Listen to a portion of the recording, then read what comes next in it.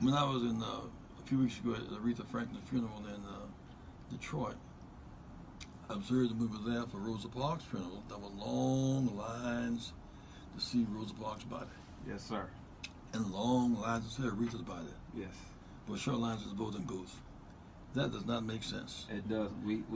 We have some obligation to seize this moment. And I went to Booker Washington High School last week and Cedar Grove yesterday. Mm-hmm. If you're 18 right now, 18 by November 8th, you can register and vote this year, like right now. And you can help make history. All those in city colleges can vote now.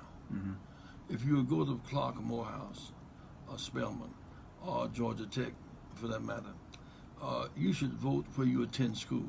Mm. If you're here and your family lives in Memphis or lives in Miami, you should vote where you live, not where your parents live. Vote where you live. Okay. Residential voting gives you extra power.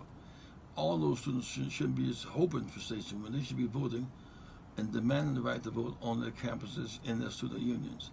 And also, 4 million blacks in the South are not registered. 4 million in the South are not registered. Mm. I'm convinced half of those are not registered because of literacy issues. They're not confident about their ability to manage the poll process. You have the right to take somebody in the poll with you. If I'm 18 years old and my grandmother cannot read or write, I have the right to take her to the poll and go in the poll with her. And I can help her through the ballot. You have the right. You say, I'm going to vote for Savers, I'm going to vote for whomever. You have the right to work out with her who she's going to vote for. You have the right to go in the ballot in the poll with her. That's perfectly legal. Okay. And I say also often when I ran for president and people kind of laugh, my grandmother was not going to vote for me. Not because she didn't love me, but she couldn't read and write. Mm. And she was ashamed of going in the booth, pulling the curtain, and didn't know what she was looking at. Mm-hmm. The moment I had to take her to the poll bodily. Mm-hmm. And once she voted for the first time, she also served on the jury. Okay. For the first, she became empowered. Right. And so one thing that you can do, not only should you vote, you should take your parents to vote. Mm-hmm. Take your grandparents to vote. Make it a family effort. Take your uncle to vote. Mm-hmm. Take those who served their time in prison to vote. In Florida, 1.7 million new blacks who've been on the rolls, who's been served time, will be able to vote if we win the election in Florida. Mm-hmm. So stakes are incredibly high. So many ways, this is a new South, with tremendous new possibilities if we would seize this moment. Absolutely, absolutely. I appreciate those words, and I appreciate the information we need. And tonight we're going to have this face-to-face conversation with the president of Delta, Mm-hmm. known employer in Atlanta's Delta Airlines, and, Yes. and then the airport itself. Tomorrow at noontime, the minister's lunch, and Reverend Freddie Haynes will speak to us. Okay. He has a lot to say and says it so well. Mm-hmm. Tomorrow we'll have our birthday celebration banquet at the Hyatt. We're going to have big fun. Turning 21 again, I heard. Time about 5. Now, Ray, did you plan for the voter registration deadline to be the day after your birthday, so you can get a good birthday present with everybody going out here and registering and making sure they can vote? It works out that way.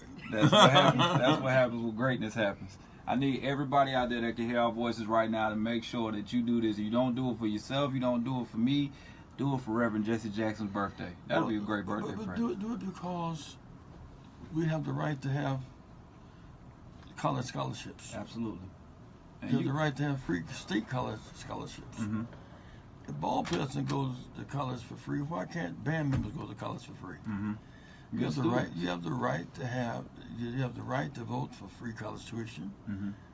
The right to vote for Medicaid. The right to vote for so voting for Stacey Abrams, that's just a job. Mm-hmm. But there are judges, there are state legislators, there are Congress people. A lot is at stake. And don't just cry about the Trump factor. If we win, we can put Trump in the box. Absolutely. Now, I know you push for this type of equality throughout basically your whole run for us to be able to get out here and vote. What would it mean for you yourself, Reverend Jesse Jackson, for people to come out in big numbers and be registered and use their right? Often the leaders plant seeds, they grow trees, and whose shade they may never sit. For me to plant seeds of voting and see the trees grow and watch those trees multiply is a big deal. Mm-hmm. I talked with Barack Obama one time. We were at the club downtown in Chicago working out. He said, when I was a student at Columbia and you were running for president, Mm-hmm. I watched the debate and you won the debate, and I said to myself, this can happen. Mm-hmm. That's a big deal to me. He said, I saw you debate, and I said, this can happen. Absolutely. In so many ways, when you see Stacey run, this can happen. It can. If she can be president of, if she can be governor, say you can be president of Georgia Tech. Absolutely. This can happen. It could. President of University of Georgia. Right. This can happen. You can be coach at University of Georgia. There's nothing we can't do. Mm-hmm. I mean, like this can happen. And that's kind of what that vote says. That's why when we got the right to vote, in slavery we were not killed that much. We were beaten a lot of times for intimidation purposes. In slavery we were an asset. Mm-hmm. We got the right to vote, we were a threat.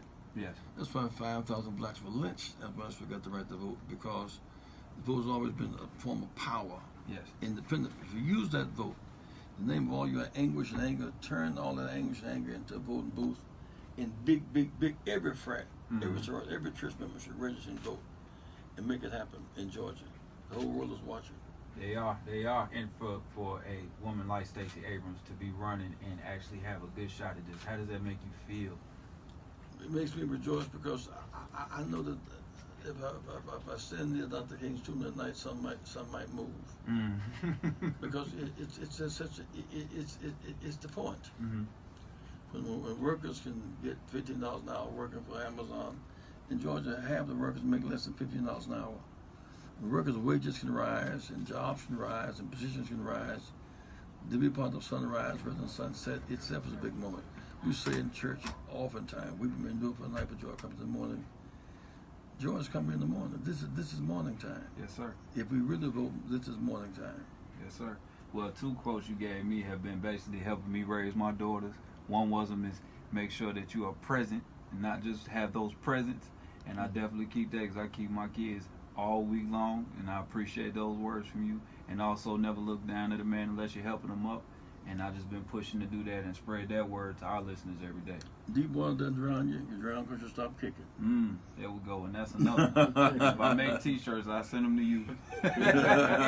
Thank you, Reverend. We hope that everybody comes out tonight to your event, and everybody get down there and make sure that you register to vote. And you can do it online. It's so easy. I know it's a click of a couple of buttons. It took me 3 minutes total. Thank you again for coming in, and I appreciate your time. God bless you. Yes, sir.